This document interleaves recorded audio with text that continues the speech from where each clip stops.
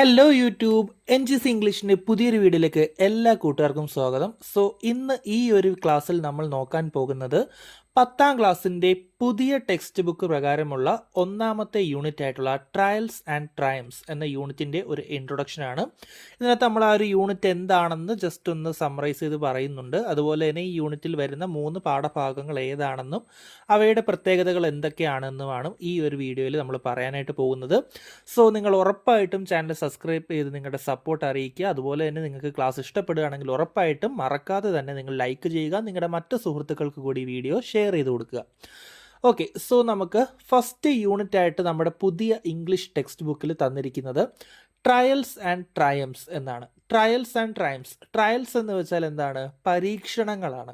Triumph's എന്ന് വെച്ചാലോ? Triumph's എന്ന് വെച്ചാൽ വിജയങ്ങളാണ്. അപ്പോൾ ഒന്നാമത്തെ യൂണിറ്റ് ആയിട്ടുള്ള ട്രയൽസ് ആൻഡ് ട്രയംസ് എന്ന യൂണിറ്റിൻ്റെ പേരിൽ സൂചിപ്പിക്കുന്നത് എന്താണ്? പരീക്ഷണങ്ങളും വിജയങ്ങളും. എന്ത് പരീക്ഷണങ്ങളാണ് നമ്മൾ നേരിടാൻ പോകുന്നത്? നമ്മുടെ ജീവിതത്തിൽ നേരിടാൻ പോകുന്ന എല്ലാ തരത്തിലുള്ള പരീക്ഷണങ്ങളും ആ പരീക്ഷണങ്ങളെ നമ്മൾ എങ്ങനെ അതിജീവിച്ച് വിജയത്തിലേക്ക് എത്തുന്നു എന്നുള്ളതിനെക്കുറിച്ചും, അങ്ങനെ ചില പരീക്ഷണങ്ങളിലൂടെ കടന്നുപോയ മനുഷ്യരെക്കുറിച്ചും അവർ വിജയത്തിലേക്ക് എത്തുന്നതിനെക്കുറിച്ചും ഒക്കെയുള്ള ഒരു ചെറിയ ഒരു എക്സ്പീരിയൻസ് ആണ് നമുക്ക് ഈ ഒരു ഒന്നാമത്തെ യൂണിറ്റിൽ നമുക്ക് കിട്ടാൻ പോകുന്നത്. യൂണിറ്റിൻ്റെ പേരെന്താണ് മക്കളെ? Trials and Triumph's. ട്രയൽസ് എന്ന് വെച്ചാൽ പരീക്ഷണങ്ങളും ട്രയംസ് എന്ന് വെച്ചാൽ വിജയങ്ങൾ എന്നുമാണ് അർത്ഥം. ഓക്കെ, അപ്പോൾ ട്രയൽസ് ആൻഡ് ട്രയംസ് എന്ന് വെച്ചാൽ നമ്മൾ ജീവിതത്തിൽ നേരിടുന്ന പലതരത്തിലുള്ള പരീക്ഷണങ്ങളെക്കുറിച്ചും ആ പരീക്ഷണങ്ങളിലൂടെ നമ്മൾ വിജയം കൈവരിക്കുന്നതിനെക്കുറിച്ചുമാണ് ഈ ഒരു യൂണിറ്റിൻ്റെ മൊത്തത്തിലുള്ള ഒരു സാരാംശം എന്ന് പറയുന്നത്.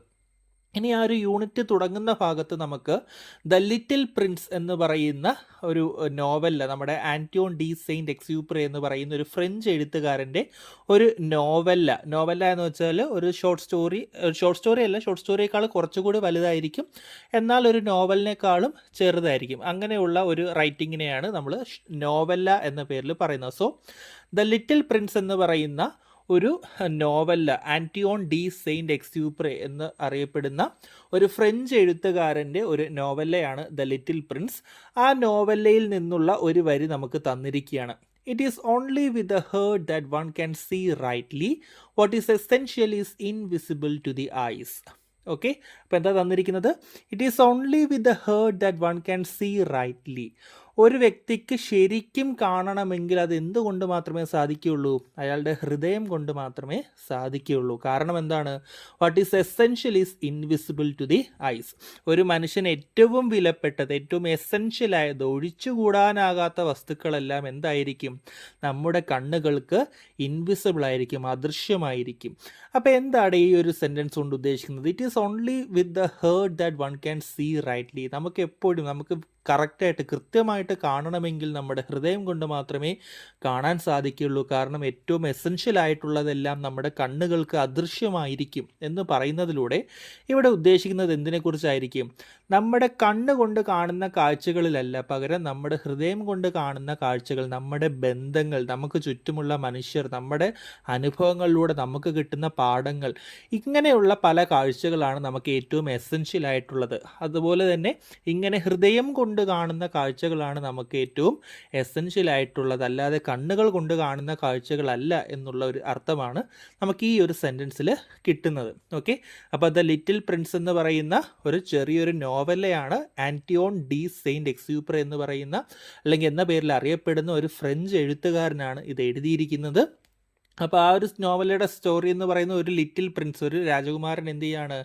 പല ലോകങ്ങൾ സഞ്ചരിച്ചുകൊണ്ട് ജീവിതത്തിൻ്റെ അർത്ഥം മനസ്സിലാക്കാനായിട്ട് ഇങ്ങനെ സഞ്ചരിക്കുകയാണ്. അപ്പോൾ ആ ഒരു നോവലയിൽ നിന്ന് എടുത്തിട്ടുള്ള ഒരു തിരിച്ചറിവാണെന്ത് ഇവിടെ തന്നിരിക്കുന്നത്? It is only with the heart that one can see rightly.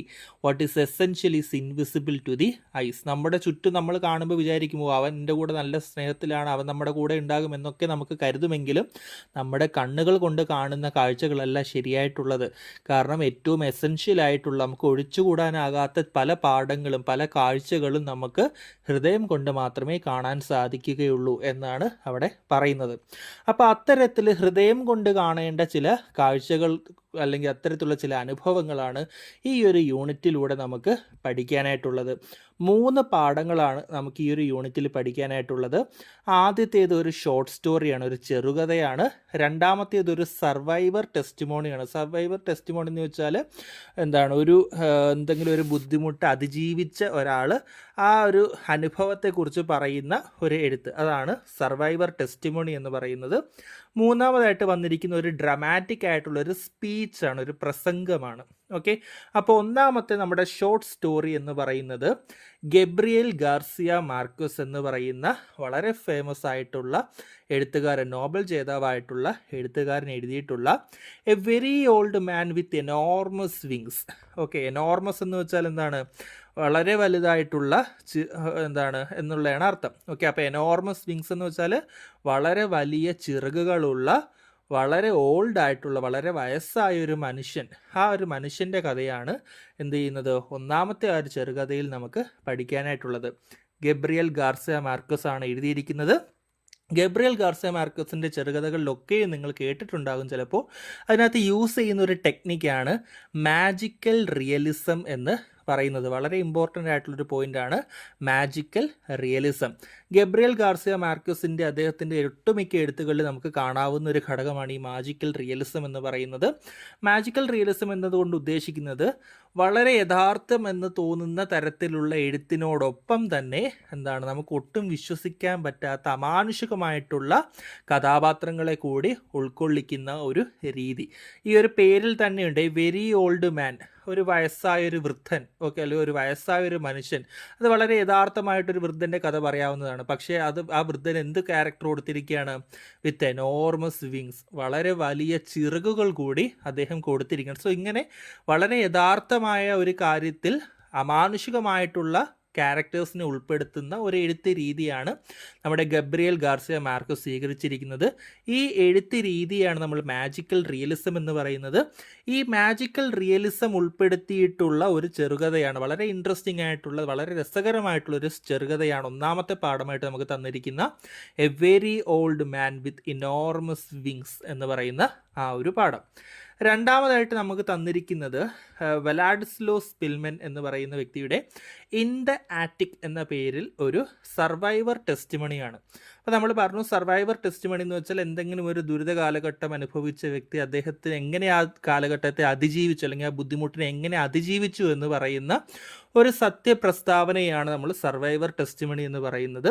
അപ്പോൾ ഇൻ ദ ആറ്റിക് എന്നാണ് ഇവിടെ പേര് കൊടുത്തിരിക്കുന്നത്.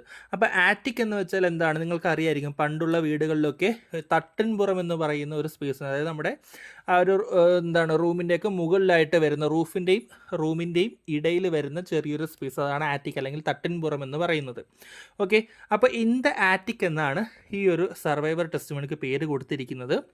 അപ്പോൾ ഈ ഒരു സർവൈവർ ടെസ്റ്റിമോണിയിൽ പറയുന്നത്, 2ാം ലോക മഹായുദ്ധ കാലത്ത് ജർമ്മൻ പട്ടാളത്തെ പേടിച്ച് ഒരു പോളണ്ടുകാരനായിട്ടുള്ള ഒരു യഹൂദ പിയാനിസ്റ്റ് അദ്ദേഹം എന്ത് ചെയ്യുന്നു, ഒരു കെട്ടിടത്തിൻ്റെ തട്ടുംപുറത്ത് കയറി ഒളിച്ചിരിക്കുകയും അവിടെ വെച്ച് മറ്റൊരു ജർമ്മൻ പട്ടാളക്കാരൻ്റെ സഹായത്തോടെ എന്ത് ചെയ്യുന്നു, അദ്ദേഹത്തിൻ്റെ ആ ഒരു ജീവൻ രക്ഷിക്കാനും സാധിക്കുന്നു. സോ ഈ ഒരു സ്റ്റോറി, ഒരു ജർമ്മൻ പട്ടാളത്തെ പേടിച്ചിട്ടാണ് അയാൾ എന്ത് ചെയ്യുന്നത്, ഈ ഒരു പോളണ്ടുകാരനായ യഹൂദ പിയാനിസ്റ്റ് അവിടെ ഒളിച്ചിരിക്കുന്ന, കെട്ടിടത്തിൻ്റെ തട്ടുംപുറത്ത് കയറി ഒളിച്ചിരിക്കുന്നത്.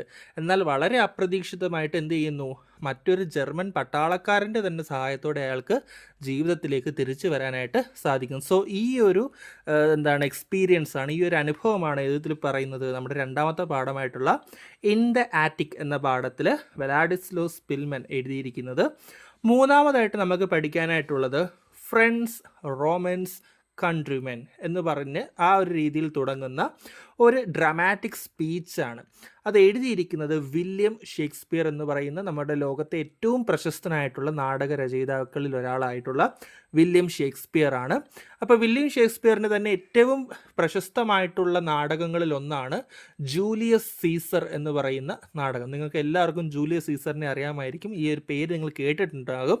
അപ്പോൾ ഈ ജൂലിയസ് സീസർ എന്ന് പറയുന്ന വില്യം ഷേക്സ്പിയറിൻ്റെ നാടകത്തിൽ ആ ഒരു ജൂലിയസ് സീസർ എന്ന് പറയുന്ന റോമിൻ്റെ ചക്രവർത്തി മരണപ്പെട്ട് കിടക്കുന്ന സമയത്ത് അദ്ദേഹത്തിൻ്റെ സുഹൃത്തായിട്ടുള്ള മാർക്ക് ആൻ്റണി അവിടുത്തെ ജനങ്ങളോട് വിളിച്ചു പറയുന്ന സത്യം വിളിച്ചു പറയുന്ന ഒരു പ്രസംഗമാണ് ഈ പറയുന്ന ഫ്രണ്ട്സ് റോമൻസ് കൺട്രിമാൻ എന്ന് പറയുന്നത്. അപ്പോൾ ആ ഒരു നാടകത്തിലുള്ള ഒരു പ്രസംഗമാണ്. ഓക്കെ, സോ ഇതാണ് നിങ്ങൾക്ക് മൂന്നാമത്തെ പാഠമായിട്ട് പഠിക്കാനായിട്ടുള്ള dramatic speech friends Romans countryman. ഇത് എഴുതിയിരിക്കുന്നത് വില്യം ഷേക്സ്പിയർ ആണ്. അദ്ദേഹത്തിൻ്റെ ജൂലിയസ് സീസർ എന്ന പേരുള്ള നാടകത്തിലാണ് ഈ ഒരു പ്രസംഗം വരുന്നത്. ഓക്കെ, അപ്പോൾ ഇതൊക്കെയാണ് നിങ്ങളുടെ ഈ ഒരു 3 പാഠങ്ങൾ ഈ ഒരു യൂണിറ്റിൽ ട്രയൽസ് ആൻഡ് ട്രയംസ് പരീക്ഷണങ്ങളും വിജയങ്ങളും എന്നർത്ഥം വരുന്ന ഈ ഒരു 1ാമത്തെ യൂണിറ്റിൽ പഠിക്കാനായിട്ടുള്ളത്. വളരെ രസകരമായിട്ടുള്ള പാഠങ്ങളാണ്.